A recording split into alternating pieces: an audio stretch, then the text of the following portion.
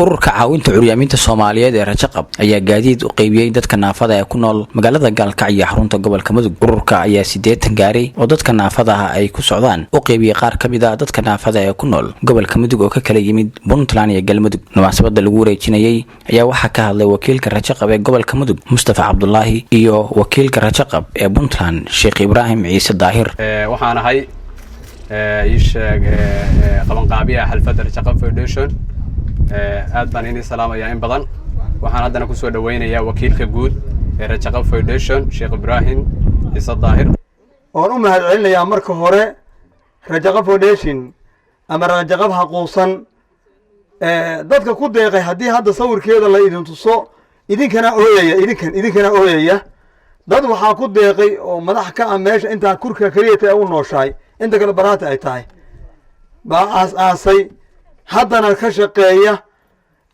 marka insha allahu tacaala waxaan leeyahay nimanka madaxda ah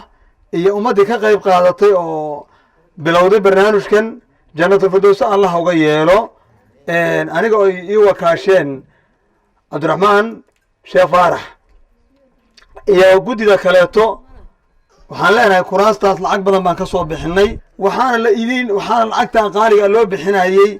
walaalaha muslimiinta ah ee curyaaniinta ah in ay wax tayana helaan wixii tayada lahaa haddii la idin siiyey insha allahu tacala horta aan u ducayno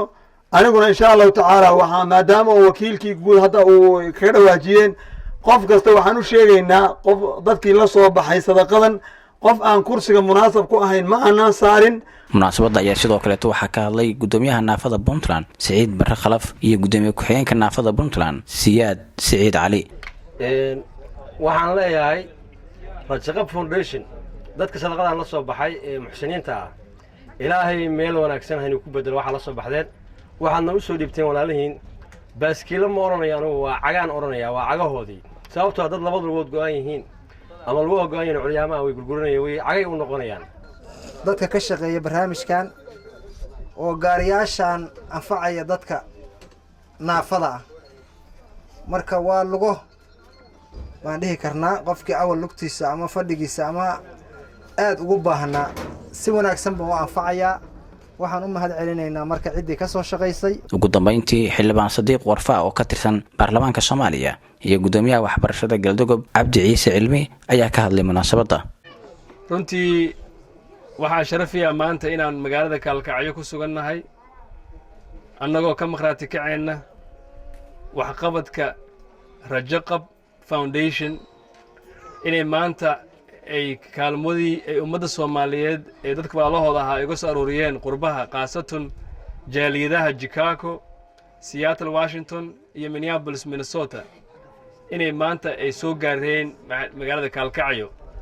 oo dadka baahiyaha gaarka ah naafada leh halkan loogu qaybinayo wheelchairs ama macnaha lagu socdo 80 wheelchairs baabuurta curyaamada lagu wareejiyay marka taas waxaan leeyahay alxamdulillaah rabbil caalamiin. runtii waxa weeyaan ilaahay baa mahad iska leh